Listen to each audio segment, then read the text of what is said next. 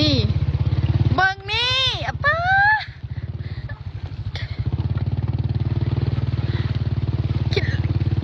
รถจักรได้บุเป็นเฮือดำน้ำ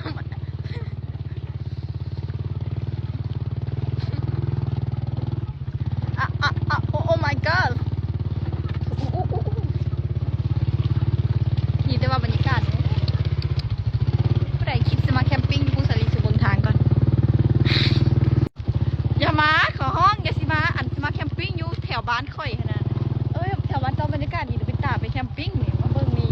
บุเป็นสิได้แคมปิ้งสิได้ปิ้งเจ้าเนี่ยเบิ่งนี่มันทางโอ้ย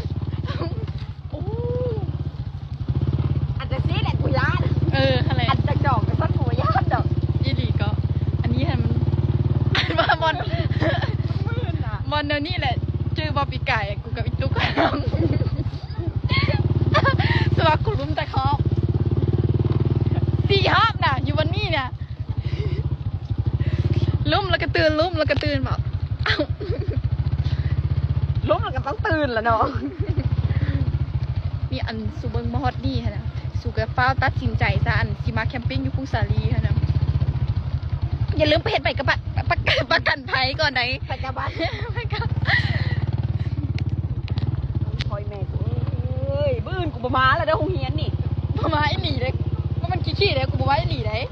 กูบ่คือผู้อื่นได้ขวาว่ากูประมาไอ้หลีก็อาจารย์ยังหมายซื้อน้องเดิมมืออื่นนะอาจารย์มืออื่นยังหมายซื้อน้องเดิมเสียวโดนจุกโน้สุบังเด็ดทางโอ้ my god เบิ้งตีนกูหันเบิ้งแมสเซอร์จนเปียกโอ้ยใจน้อง